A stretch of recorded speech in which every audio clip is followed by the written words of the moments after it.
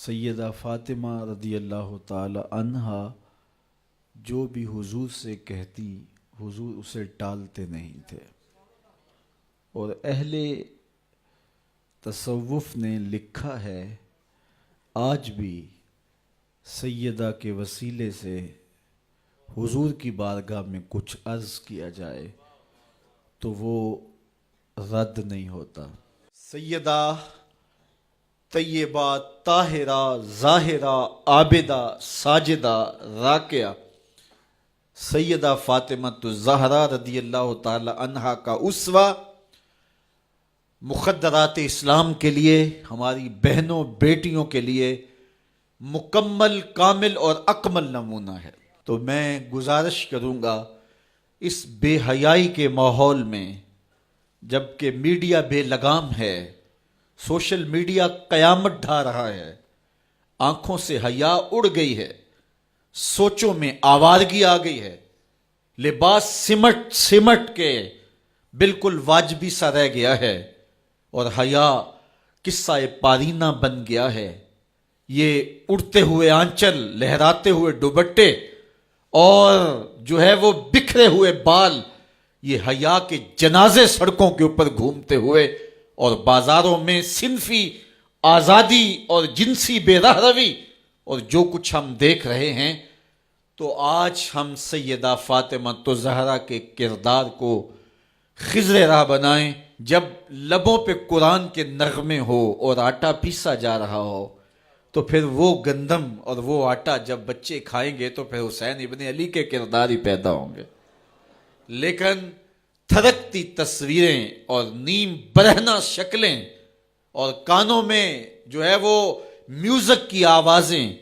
اور ماں اس ماحول میں بچے کو دودھ پلا رہی ہو، تو بچہ حسین ابن علی کا جان نشین تو نہیں بنے گا۔ کوئی اداکار تو بن سکتا ہے، کوئی گلوکار تو بن سکتا ہے، لیکن حسین ابن علی کا جان نشین نہیں بنے گا۔ تو ماؤں کو کامل اکمل نمونہ سیدہ فاطمہ الزہرا کا اختیار کرنا چاہیے، اس نمونے کو لے کے اپنی زندگی میں اتارنا چاہیے۔ آج ہم دلیلیں دیتے ہیں، میڈیا سے دلیلیں سنتے ہیں، اسلام تنگ نہیں ہے، تم نے اسلام کے دائرے کو تنگ کر دیا ہے۔ میں ایک ہی بات کہا کرتا ہوں، یہ دلیلیں دینے والے سوچیں کہ رسول خدا کی بیٹی کے پردے کا عالم کیا تھا۔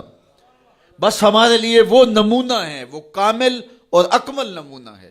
اور ہم نے اپنی زندگی اس نمونے کے مطابق گزارنی ہے۔ پھر سیدہ پاک سلام اللہ علیہا کے پردے کا عالم یہ ہے، اہل سیر نے لکھا ہے کل قیامت کے دن جب میدان حشر میں سیدہ تشریف لائیں گی تو 70,000 حوروں کے جلوہ میں ہوں گی،